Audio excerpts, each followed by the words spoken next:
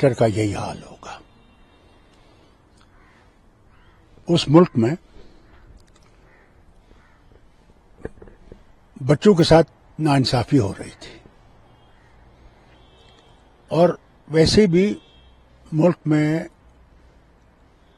بہت وقت سے بنگلہ دیش میں یہ لگ رہا تھا کہ حالت ٹھیک نہیں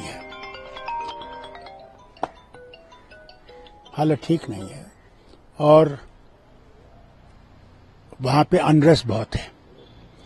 ایک تو اکنامی کافی ڈاؤن تھی، اکانومی کے ساتھ ساتھ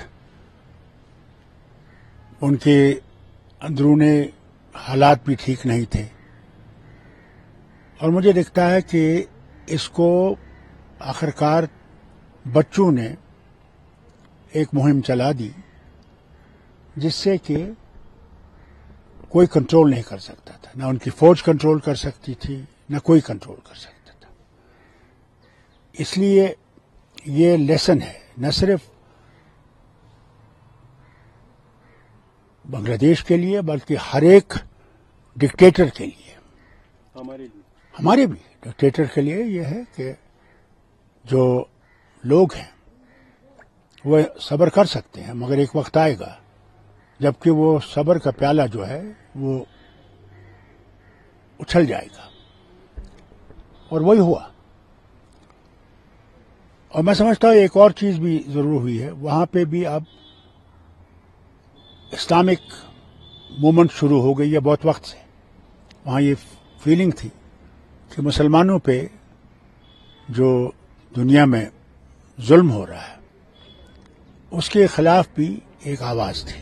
ہم کہہ سکتے ہیں کہ ٹر کا یہی حال ہوگا. اس ملک میں بچوں کے ساتھ ناانصافی ہو رہی تھی،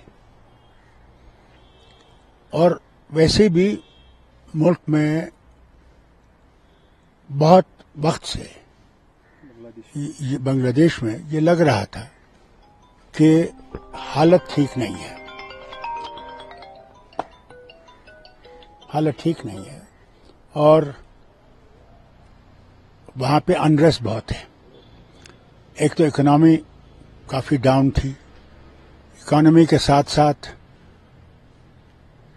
ان کے اندرونی حالات بھی ٹھیک نہیں تھے، اور مجھے دکھتا ہے کہ اس کو آخرکار بچوں نے ایک مہم چلا دی جس سے کہ کوئی کنٹرول نہیں کر سکتا تھا. نہ ان کی فوج کنٹرول کر سکتی تھی، نہ کوئی کنٹرول کر سکتا تھا.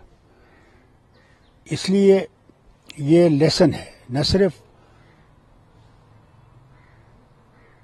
بنگلہ دیش کے لیے بلکہ ہر ایک ڈکٹیٹر کے لیے، ہمارے بھی ڈکٹیٹر کے لیے یہ ہے کہ جو لوگ ہیں وہ صبر کر سکتے ہیں، مگر ایک وقت آئے گا جبکہ وہ صبر کا پیالہ جو ہے وہ اچھل جائے گا، اور وہی ہوا.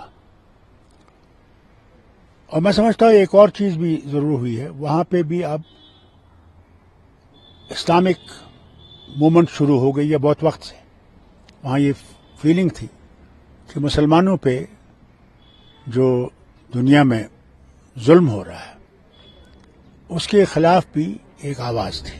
ہم کہہ سکتے ہیں کہ نیوز نیشن اب واٹس ایپ پر خبروں کی تازہ اپڈیٹ کے لیے نیوز نیشن کے اس QR کوڈ کو سکین کریں.